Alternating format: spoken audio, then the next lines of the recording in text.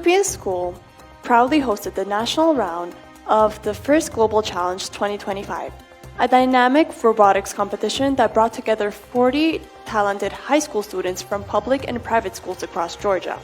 The event was a true celebration of STEM, innovation, and teamwork. Future tech leaders demonstrated their creativity and engineering skills by programming robots to navigate obstacles and complete a specially designed course. After 2 intense performance rounds, our panel expert judges announced the winning teams and selected 5 outstanding students to perform at the Georgia's national team, which will represent the country at the first Global Challenge 2025 in Panama. Watch the news report by ES correspondent Anna Molodini. მოგესალმებით First Global Challenge-ში, საქართველოს ტურში, რომელსაც ევროპული სკოლა მასპინძლობს.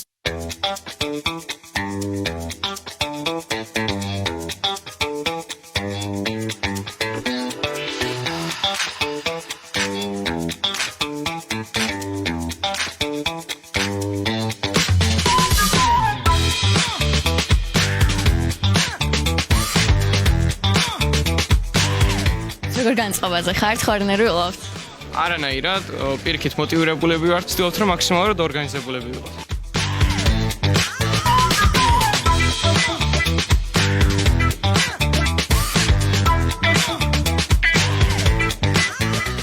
რა ეტაპზე ხართ რომ მითხრათ, შეგიძლიათ?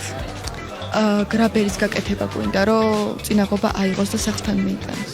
და რას ელოდებით დღევანდელი დღიდან? პირველ რიგში გამოცდილება გვექნება, გუნდურად უფრო მეტ გამოცდილება მექნება პირადად მეც გუნდურ მუშაობაში და ძალიან მიხარებ, ბევრი კარგი ადამიანი გავიცანი დღეს. მთავარი მოვიდოდეთ.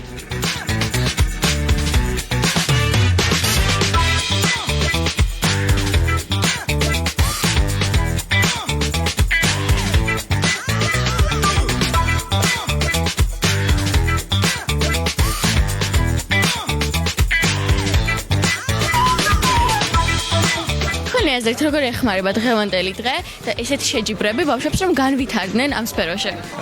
ალბათ ამაზე ცალსახა პასუხი არა, რა თქმა უნდა, ეხმარება მით უმეტეს რომ უკვე შეჯიბრი ერთმანეთთან მიზრდის და უფრო უკეთეს ხსის და იშვიათია, ბევრგან არ მსმენია, თუმცა ახლა ევროპული სკოლა ამის მასპინძელია და ამით ძალიან ამაყი ვარ მეც, რომ უყურებ ესეთ ახალგაზრდებთან, როგორ წვალობენ, შრომობენ და აკეთებენ რობოტებს.